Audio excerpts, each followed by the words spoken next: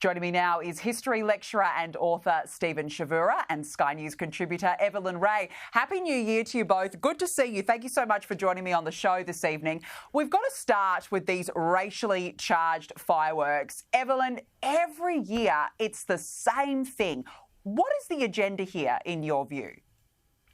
Look, I think it's just straight up pure virtue signalling, and we see it across the spectrum in so many different ways, and this is absolutely no different. It's empty, it's void. I think that probably majority of people participating in this are probably just doing it because it makes them feel good on the outside, but like you mentioned earlier with what you were saying on the show, I'm not sure there are many tangible, practical things that a lot of these people are doing in their real life to make a difference where it matters. But what this is doing is having the complete opposite effect, because they have overdone it so much that people are sick of it. You can't even open a can of Coke. You can't even go to a football match. You can't even let your kids go to school and have an assembly without having this stuff shoved down your throat. People just want to enjoy life. People want children to be children. And it's planting these ideas and forcing these ideas that are really having an effect on our culture in this country.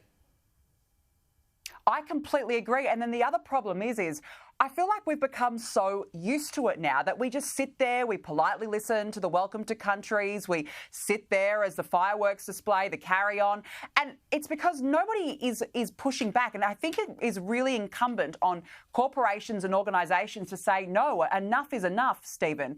Why do you think we're constantly being pummeled with racially charged fireworks and the rest that comes with it? Well, a lot of it comes from the ABC and local governments, and they are just obsessed with this kind of thing. They're completely out of touch with what the average Australian thinks. And I think it's a great opportunity for Peter Dutton, who I think is actually going to win the next election, to show leadership on this particular issue, in the same way that John Howard in the 1990s showed leadership by doing his best to revitalise the Anzac tradition and emphasise what Australians have in common. And Howard used to say things like that he was uncomfortable with the term multiculturalism. And Peter Dutton can do the same thing. He can re-emphasise, we are one people, we have one flag, and he can actually attack and discredit a lot of this divisive wokeism, which does nothing good for Australia and certainly does nothing good for Indigenous Australians. Now, he will fall foul of the mainstream media and the ABC and the academics, but Australians in general will love it. Absolutely. And in the end, it's not like the ABC is representing Australians anymore, clearly, based on last night's effort and then the previous years. Now, let's move on, because Woolworths will be apparently proudly celebrating Australia Day after its decision to ditch celebratory merchandise such as flags and thongs last year. So Woolies is apparently going to once again make room for paraphernalia, as well as heavily advertise the event to shoppers as they walk through the doors. Evelyn, has corporate Australia learned its lesson? I'd love to be able to say, yes, I think that they have, but sadly, I really don't. I think that they listen to money more than they listen to anything else. And I think that we've seen this with the whole rainbow capitalism. It was once cool to, fly the rainbow flags, at any chance that you could get. We're seeing it now with climate things. We're seeing that it's cool for big corporations to say that they're going to start loading up their beef with all of these different products to lower methane emissions.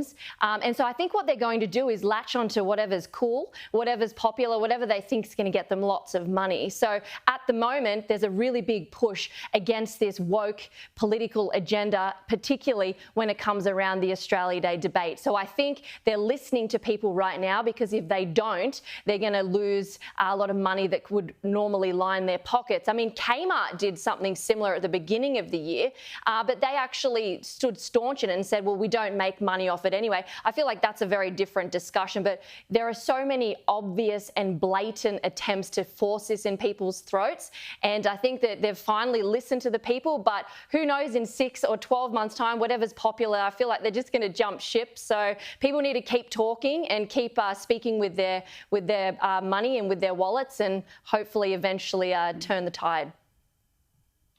Look, I agree, and I do think it's all got to do with money because you remember Peter Dutton called for a boycott of Woolworths when this all happened last year, and I know a lot of people who still refuse to shop at Woolworths for this particular reason.